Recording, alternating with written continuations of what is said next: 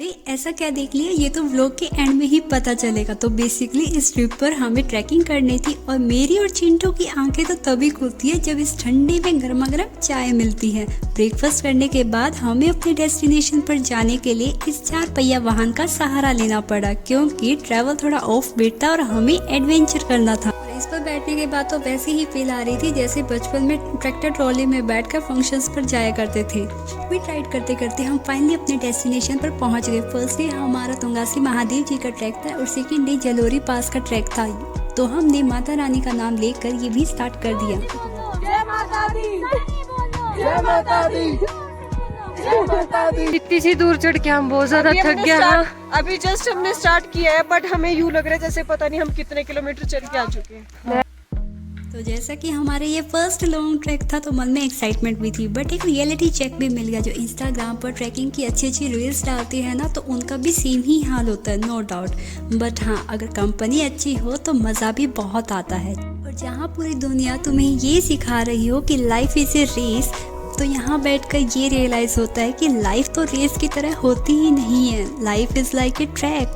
यहाँ फर्स्ट आओ या लास्ट आओ, व्यू थोड़ी ना चेंज होता है। हाँ, कभी कभी बादल आ जाते हैं, बट क्या पता बादल वाला व्यू भी किसी को पसंद हो। हाँ, टॉप पर पहुँचना सबको पसंद है, लेकिन रास्ता भी उतना ही इम्पोर्टेंट है। कुछ तो बात है ट्रैकिंग में, ये सुकून, ये प्रकृति का स्पर्श, ये वीकेंड वाली पार्टीज पे तो नहीं मिलने वाला। चल रही यूं ही चल रही कैसी है। हमने भी अपनी पूरी वाइब सेट कर रखी थी। चलते चलते रास्ते में नटवर लाल जी और उनके फैमिली से मुलाकात भी हो गई। हालचाल पूछने के बाद हमने अपनी यात्रा को कंटिन्यू रखा। ट्रैक इतना लंबा था तो थकान होना लाजमी था, तो रास्ते में छोटे छोटे ब्रेक्स भी ले लिए।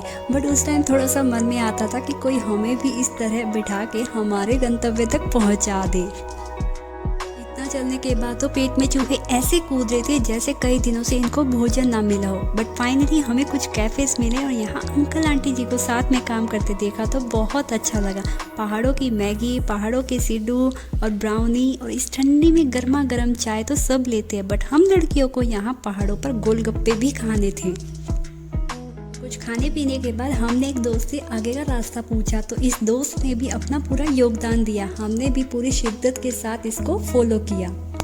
रास्ते में स्नो हो, स्लोप हो या पत्थर हो, हमने भी पूरी फोकस के साथ ट्रैकिंग की। एंड फाइनली चलते गिरते सीखते हम अपने फाइनल डेस्टिनेशन पर पहुंच गए। एंड वहां जाकर जो मैंने देखा, it was just like wow.